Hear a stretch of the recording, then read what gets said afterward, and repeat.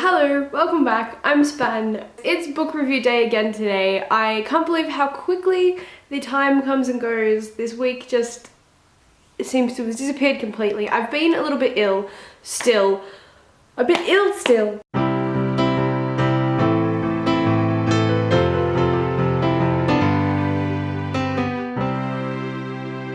I was quite worried yesterday when I thought I had to finish all of this book today. It's called A Tiny Bit Marvelous by Dawn French, but I just really wasn't getting into it at all.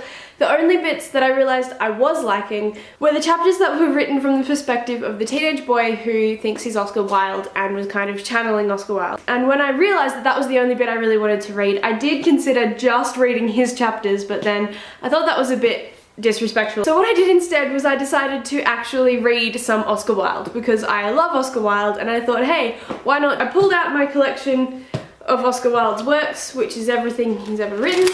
I read De Profundis. It's super interesting. I really enjoyed it. It's a letter, I guess. It was written while he was in jail. It was in his second year in jail, and they allowed him to have paper and a pen or a pencil for the purposes of letter writing. He was allowed to write letters to people, but he wasn't allowed to like write a script or a play or anything. So he wrote this letter, and what would happen was if he hadn't finished the letter, they would then give it back to him the next day so he could continue to work on the letter. So for the whole, like, I think it was a year, he was writing this letter to Bosie or Bossy or whatever his name is, his lover, who put him in jail in the first place. And so it starts off like, "Dear Bosie," and then it's just like not a letter at all. It just goes on, and it's very interesting to read because you can see, well, I could read into it his mental health and how he's like gone from almost utter despair last year into this almost okay at the beginning of this essay, and then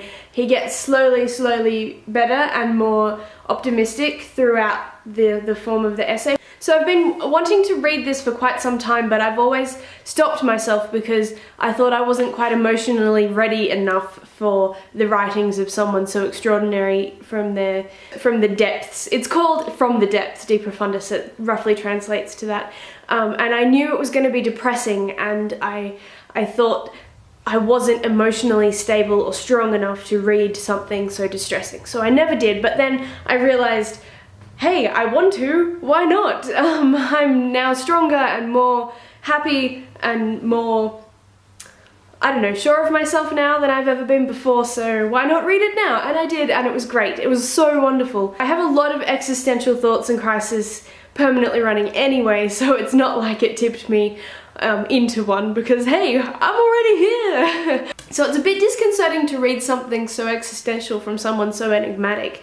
Like, it just really highlighted how much of a creative person Oscar Wilde was, because personally everybody I know who's creative is a bit disastrous. They're a bit stressed, they're a bit existential, they're a bit out of their own world, their mind is a bit explodey. Man, I am not making any sense today, am I?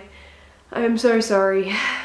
It's not really about anything, De Profundis. It's about his mental health and getting through his life while he's in jail. It's an example of his confidence.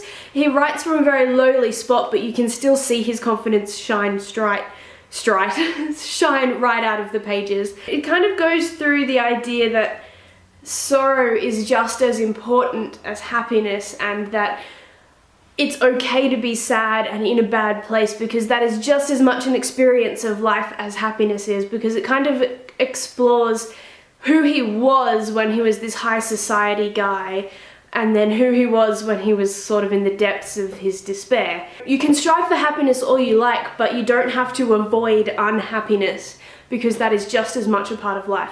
And I think that's the bit that really got me. I was like, oh yeah, of course, you know, like we can all try and be happy as much as we like, but we don't have to try and not be unhappy, because unhappiness is just as much a part of being alive as happiness is. Yeah, happiness might end, but yeah, sorrow might end too. It's like that quote, happiness is not a result of your circumstances, it's a state of mind. And you can be sorrowful because of your circumstances, or you can be sorrowful because that's just how you are, And that's okay. Yeah, it's a very depressing, strange book. It kind of gave me the opinion that all religion is just a creative outlet just as much as painting is, that writing is, that religion is not only a security blanket to make people feel better, but it's a way of expressing oneself. You express your joy from the universe from saying how good Jesus is. What you're really doing is releasing that creativity out onto the world. Okay, I've been ranting for like a long time now and I'm starting to lose my breath and get a pain. So I'm gonna stop, but I'm gonna say that Oscar Wilde is absolutely amazing and you should totally read his stuff. Whether you read his lighthearted yet intense plays, my favorite one is probably The Importance of Being Earnest. Obviously I love Dorian Gray. I'll see you on Friday for another book review, I'm sure. Until then, thank you so much for watching and subscribing. See you guys on Friday. Alright, how do you turn this thing off?